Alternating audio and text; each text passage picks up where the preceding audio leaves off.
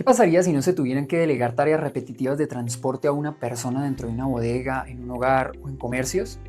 La automatización logística es una necesidad real en la industria actual. Sin embargo, para llegar a esas soluciones comerciales, primero se necesita la capacidad de investigar y de desarrollar esta tecnología desde la academia.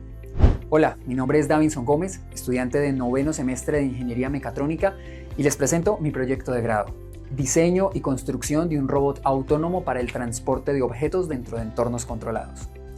Este proyecto busca ser una plataforma robótica base de arquitectura abierta y escalable. La idea es que en futuras investigaciones se puedan integrar sistemas más complejos, como un brazo manipulador o un sistema de reconocimiento por código. Si analizamos el estado del arte de la robótica móvil, se observa una evolución desde los primeros prototipos básicos, pasando por la formulación de algoritmos para mapeo, localización, navegación y terminando en sistemas operados por ROS. En nuestra actualidad educativa se han trabajado en varios proyectos de robots autónomos enfocados en recolección y transporte en zonas rurales y también en proyectos de movilidad. A nivel académico, a veces carecemos de este tipo de hardware tan robusto, que esté documentado desde cero y que sea de bajo costo.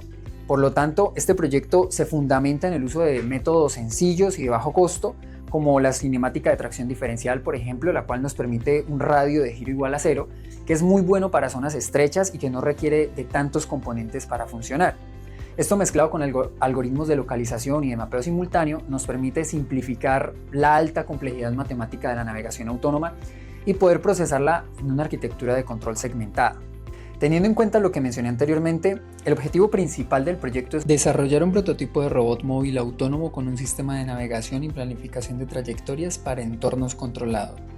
Para validar la metodología, la fase de prueba se ejecutará en entornos físicos controlados a escala.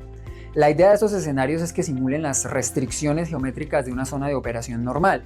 Esto nos va a permitir aislar las variables del entorno, medir errores de odometría, validar la nube de puntos que genera el escáner, establecer un punto de partida que pueda ser medible y que se pueda repetir en futuros trabajos.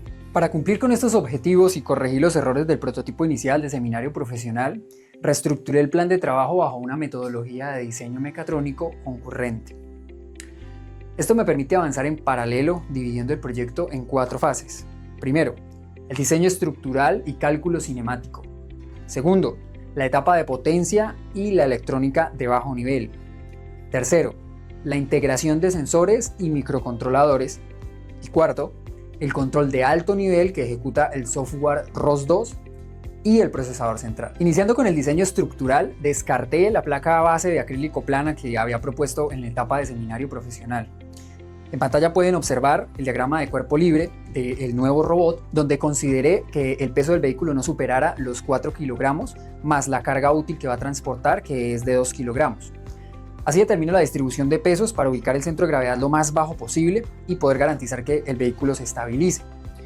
Dibujo los vectores de fuerza normal sobre las ruedas motrices, el coeficiente de fricción estática de las llantas de goma sobre el suelo y la fuerza necesaria para poder vencer la inercia del vehículo en estado de reposo. Estos cálculos me arrojan que el vehículo requiere un torque mínimo por rueda de 0.9 kilogramos por centímetro. Con este cálculo justifico la selección de los motores JGA 25370, los cuales superan el torque que acabo de proponer. Ellos tienen un torque de 3.5 kilogramos por centímetro. Eso hace que no lleguemos a la corriente de bloqueo y se pueda proteger el driver que los controla. Con las restricciones mecánicas y de torque definidas, procedí al modelado CAD del chasis.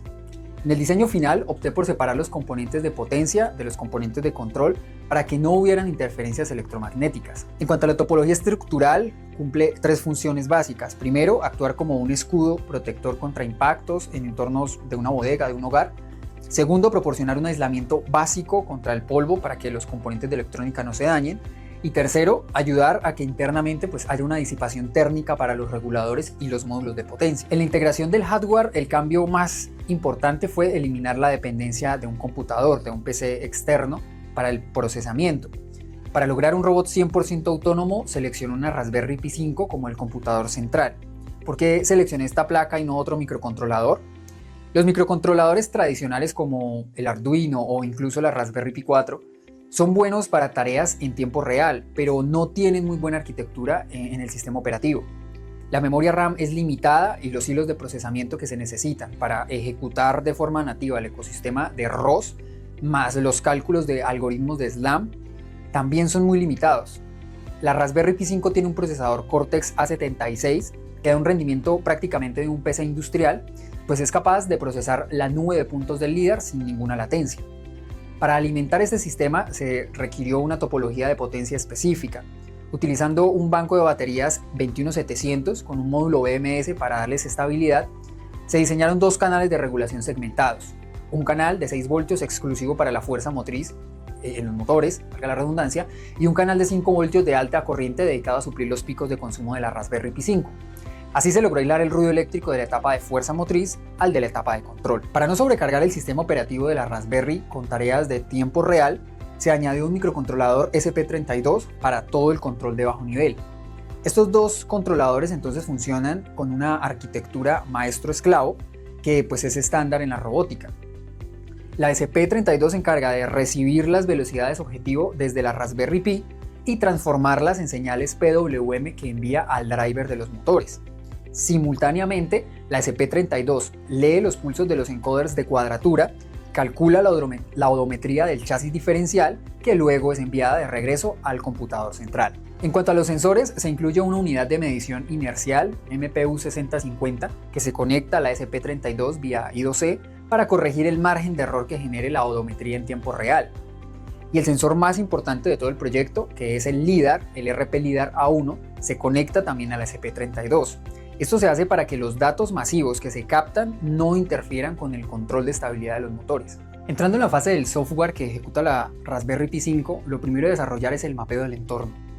Para esto implementamos los algoritmos de SLAM a través de la plataforma ROS2, que con la integración de librerías nos ayuda a realizar el mapeo del entorno. El funcionamiento es básicamente la fusión de dos fuentes de datos. Por un lado, la odometría calculada por la SP32 a partir de los encoders y la unidad de control inercial, y por otro, la nube de puntos en 2 dimensiones que genera el LiDAR. El algoritmo de SLAM procesa estos datos iterativamente. Compara el escaneo láser actual con el escaneo anterior para estimar el movimiento real del chasis y simultáneamente va corrigiendo el margen de error mecánico de las ruedas. El resultado de todo este procesamiento es la construcción de un mapa en 2D de los entornos controlados, donde cada cuadro representa un espacio libre, un espacio ocupado o un espacio desconocido. Una vez que el mapa ha sido generado, el robot necesita saber en qué coordenada exacta del mapa se encuentra para poder navegar. Aquí se usan las librerías de localización adaptativa de Monte Carlo. Este algoritmo usa un enfoque probabilístico basado en filtros de partículas. Funciona distribuyendo inicialmente un enjambre de partículas hipotéticas por todo el mapa. Cada partícula representa una posible posición y orientación del robot, y a medida que el robot empieza a moverse, el LiDAR detecta las paredes del entorno. El algoritmo evalúa qué partículas coinciden mejor con la lectura del láser y las partículas incorrectas se van descartando y las partículas correctas se multiplican. Así converge matemáticamente hasta determinar la posición del vehículo. Con el robot localizado, la última capa del software es la navegación, o también conocida como la planificación de trayectorias, que opera en 2 niveles simultáneos. Primero, el planificador global, que toma el mapa estático y utilizando algoritmos de búsqueda en grafos, mezcla la ruta matemática más corta desde el punto A hasta el punto B. Pero como los entornos logísticos en realidad son dinámicos, usa un planificador local para evitar colisiones con objetos que aparezcan de improviso. Este algoritmo proyecta trayectorias cortas generando comandos de velocidad lineal y angular que le permiten al robot rodear el obstáculo y tomar la ruta global. Teniendo en cuenta todo el software mencionado anteriormente, procedo a mostrarles el cronograma para las siguientes semanas. A nivel de hardware se inicia la construcción del chasis del vehículo, la impresión de la carcasa que va a proteger todo el vehículo y un aumento en la capacidad del módulo de baterías para que se alargue el uso del robot. A nivel de software, lo más importante es compilar los nodos entre la comunicación serial de la SP32 y la Raspberry Pi 5. Cuando se tenga establecida esta comunicación, se dedicarán las siguientes semanas a implementar los algoritmos de SLAM para generar el mapa de todos nuestros escenarios físicos y sintonizar los parámetros del filtro AMCL y los planificadores de rutas. Siguiendo esta ruta, pretendo obtener resultados de navegación autónoma comprobables finalizando el semestre. Finalmente, en pantalla pueden observar las referencias que sustentan esta arquitectura.